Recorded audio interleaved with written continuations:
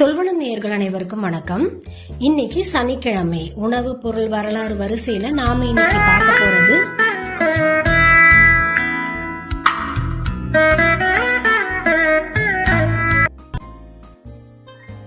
உணவு இல்லைங்க, அது ஒரு பானம். அதோட வகைகளை சொல்றேன், கண்டுபிடிக்க முடியுமான்னு பாருங்க. Instant, filter, espresso, latte, mocha, cappuccino இதெல்லாம் அதோட வகைகள். கண்டுபிடிச்சிருப்பீங்கன்னு நினைக்கிறேன்.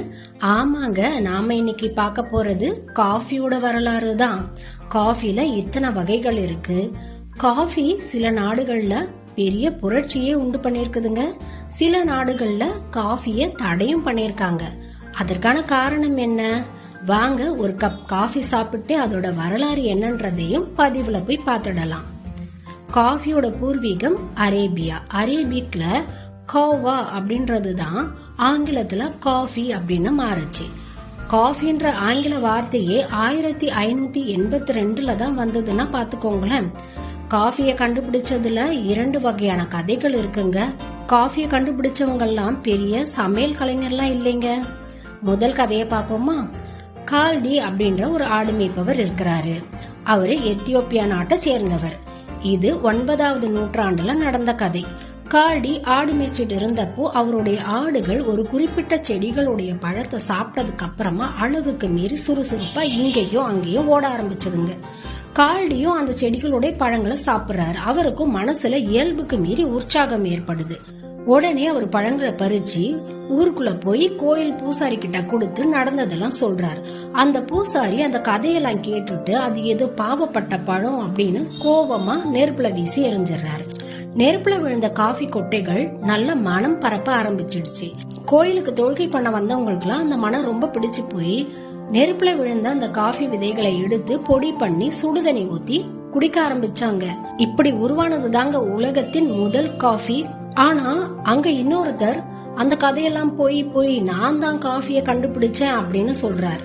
அவர் யாருன்னு பார்த்தா ஏமன் நாட்டை சேர்ந்த சூஃபி. அவர் பேரு ஓமர்.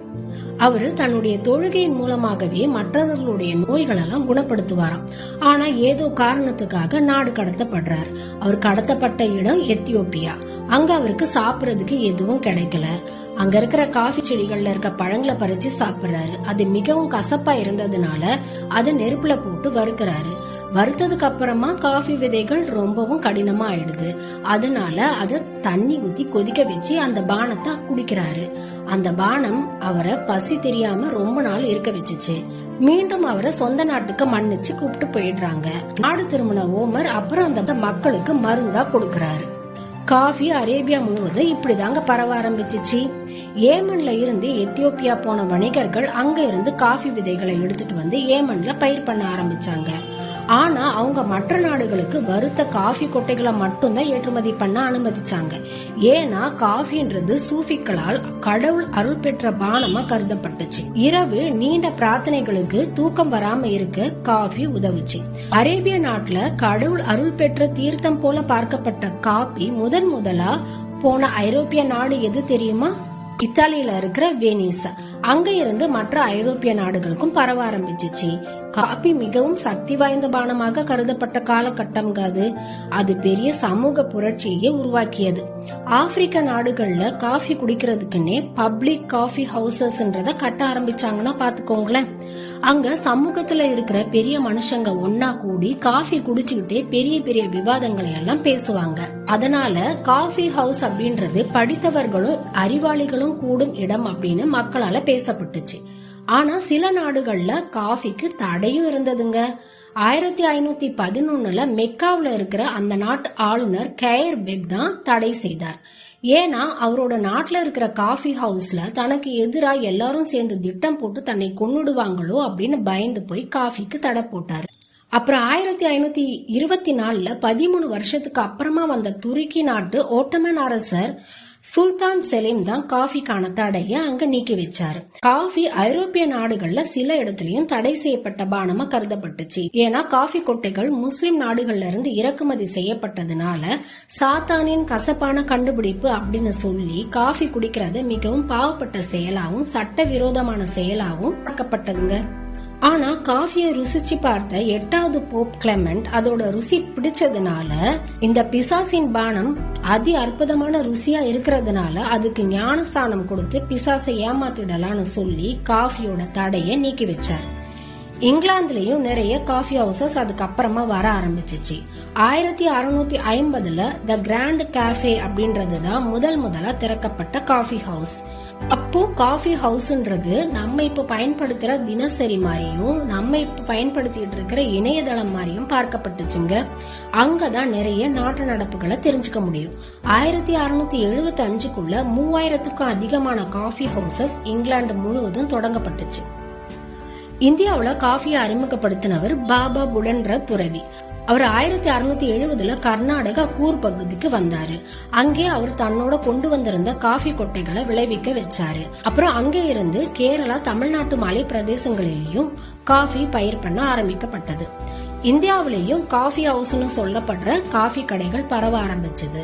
அக்டோபர் 27, 1957ல முதல் காஃபி ஹவுஸ் புதுடெல்லியில திறக்கப்பட்டது. இந்தியா முழுவதும் காஃபி ஹவுஸ்கள் திறக்கப்பட்டு மக்களிடையே ரொம்ப வரவேற்பையும் பெற்றது. அப்புறம் இந்தியாவிலேயும் ஃபில்டர் காஃபி, கடுங்காஃபி, சுக்கு காஃபி, சுக்குமல்லி காஃபி, கருப்பட்டி காஃபி, பனவெல்லம் காஃபி, இன்ஸ்டன்ட் காஃபின்னு காஃபில பல வகையும் மக்கள் மத்தியில வளர ஆரம்பிச்சது. அமெரிக்காவில இருக்கிற ஸ்டார்பக்ஸ் காஃபி ஷாப் தான் உலகத்திலேயே நம்பர் 1 காஃபி ஷாப். உலகம் முழுக்க 25,000க்கும் மேற்பட்ட ஸ்டார்பக்ஸ் காஃபி ஷாப் இருக்குதுங்க. ஒரு ஆண்டிற்கு இதோட விற்பனை இந்திய ரூபாய் படி பார்த்தா 128 கோடி. எண்ணெய்க்கு அடுத்து அதிகமா ஏற்றுமதி செய்யற பொருள் காபி தான். பிரேசில் தான் இதுல முதல் இடத்துல இருக்கிறது. 2வது வியட்நாம், 3வது கொலம்பியா, இந்தியா 7வது இடத்துல இருக்குதுங்க. உலக அளவுல காஃபி தொழிற்சாலையில வேலை செய்யறவங்க மட்டுமே 2 கோடி பேருக்கும் மேல இருக்கிறாங்க. நம்ம தமிழ்நாட்டை பொறுத்த வரைக்கும் காப்பினா அது கும்பகோணம் டிகிரி காப்பி தான் பேர் வந்திருக்கு இல்லையா? அதுக்கான காரணம் என்னன்னு தெரியுமா உங்களுக்கு? 1960ல கும்பகோணத்துல லட்சுமி விலாஸ் காபி கிளப் அப்படின்னு ஒரு காபி கடையை தொடங்கினாங்க. அங்க போடுற காஃபி தண்ணி கலக்காத பாலை சேர்த்து அடர்த்தியான ஃபில்டர் காபி டிகாக்ஷனை போட்டு செஞ்சதுனால ரொம்ப சுவையா இருந்தது. பெரிய பெரிய சங்கீத வித்வான்களும் அவர்களுடைய மிராசுதார் விசிறிகளும் அந்த காபிக்கு ஏகப்பட்ட ரசிகர்கள் இருந்தாங்க. அதனாலதான் ஃபில்டர் காஃபினா கும்பகோணம் டிகிரி ஃபில்டர் காஃபின்னு பேர் வந்தது. அமெரிக்கர்கள் மட்டும் ஒரு வருஷத்துக்கு 250 கோடி ரூபாய் காபி குடிக்கிறதுக்கு மட்டுமே செலவு செய்யறாங்களாம். அவங்களுக்கு அடுத்தபடியா வர்றது பின்லாந்து, ஸ்வீடன், நார்வே, டென்மார்க்ல இருக்கிறாங்க. இது எல்லாத்தையும் விட தென்னிந்தியாவுல ஒரு காலத்துல காஃபி குடிக்கிறது அப்படின்றது ஒரு சமூக அந்தஸ்துக்கான ஒரு விஷயமா, ஜாதி பாகுபாட வெளிப்படையா உணர்த்துற விஷயமா இருந்தது. அது எப்படின்னா, டீன்றது தண்ணிய கொதிக்க வச்சு அதுல தேயிலைய போட்டு கொஞ்சமா பால் சேர்த்து செய்யறது. அதனால அது உழைக்கும் மக்களுக்கான பானமா கருதப்பட்டுச்சு. ஆனா காஃபின்றது அடர்த்தியான பாலை காய வச்சு அதுல இன்னும் அடர்த்தியான ஃபில்டர் காஃபி டிகாக்ஷனை போட்டு தயாரிக்கப்படுறது. அதனால அது ஜாதியிலயும் சமூகத்திலயும் அந்தஸ்து அதிகமா இருக்கிறவங்க மட்டுமே குடிக்கக்கூடிய பானமா கருதப்பட்டுச்சு. இப்பவும் கூட பெரிய பெரிய கடைகள்ல காஃபின்றது காஃபி டபரால தாங்க வழங்கப்படுது. ஏன்னா உயர்ந்த ஜாதின்னு சொல்லிக்கிறவங்க டம்ளர்ல வாய் வச்சு குடிக்க மாட்டாங்க. அதனால அதை ஆத்தி குடிக்கிறதுக்காக இந்த டபரா செட். ஆனா காலப்போக்குல இதெல்லாம் மாற்றம் அடைஞ்சு காஃபின்றது எல்லாருக்கும் பொதுவான சமமான பானமா இன்னைக்கு எல்லார் வீட்லயும் கிடைக்குதுங்க. சின்ன சின்ன சொற்கள் தான் சொல்வனம் ஆகுது. சின்ன சின்ன மாற்றங்கள் தான் பெரிய தாக்கத்தை ஏற்படுத்துது. இந்த காஃபியோட வரலாறு உங்களுக்கு பிடிச்சிருக்கோன்னு நம்புறேன். மறக்காம லைக் பண்ணிடுங்க. காஃபி பிரியர்கள் உங்க ஃப்ரெண்ட்ஸ் இருப்பாங்க இல்லையா, அவங்களுக்கு இதை ஷேர் பண்ணிடுங்க.